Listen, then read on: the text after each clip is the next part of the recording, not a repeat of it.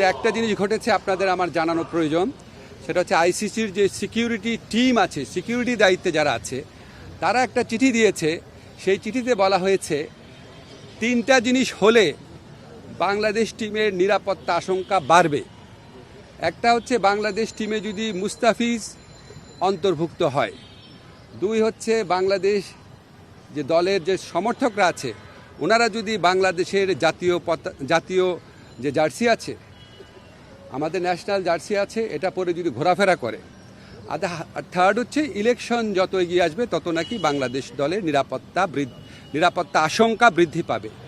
তো ICC security টিমের এই বক্তব্য সন্দেহাতীতভাবে প্রমাণ করেছে যে ভারতে বাংলাদেশ ক্রিকেট টিমের T20 বিশ্বকাপ খেলার কোনো রকম পরিস্থিতি নাই। আইসিসি যদি আশা করে আমরা আমাদের শ্রেষ্ঠ বোলারকে বাদ দিয়ে আমরা ক্রিকেট টিম করব, আমাদের যারা সমর্থক আছে তারা বাংলাদেশের জার্সি পরতে পারবে না, আর আমরা ক্রিকেট খেলার জন্য বাংলাদেশের নির্বাচন পিছিয়ে দিব, তো এর চেয়ে উদ্ভট, অবাস্তব, অযৌক্তিক কোনো প্রত্যাশা হতে পারে না।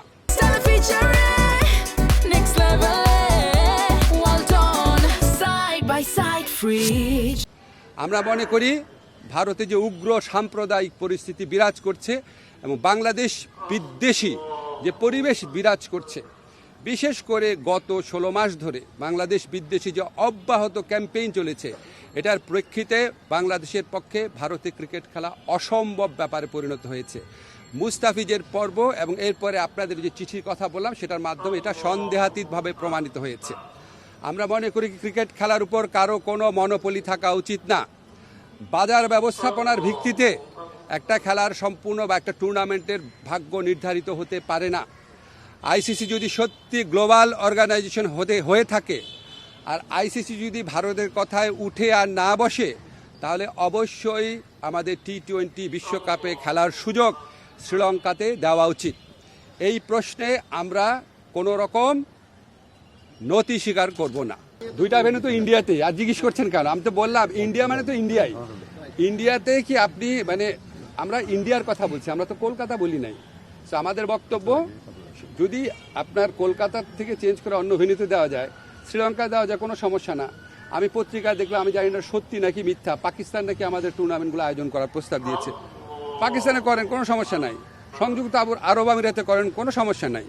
কিন্তু যেখানে আমাদের দলের একটা প্লেয়ারকে খেলার পরিবেশ নাই, এই উগ্র সাম্প্রদায়িক শক্তির কাছে মাথা নত করে ভারতের জাতীয় ক্রিকেট বোর্ড, ন্যাশনাল একটা অথরিটি, তারা যখন বলে তাকে এখানে খেলা না হোক, এর চেয়ে বড় প্রমাণ আর কি আছে আইসিসির সামনে? বুঝলাম না।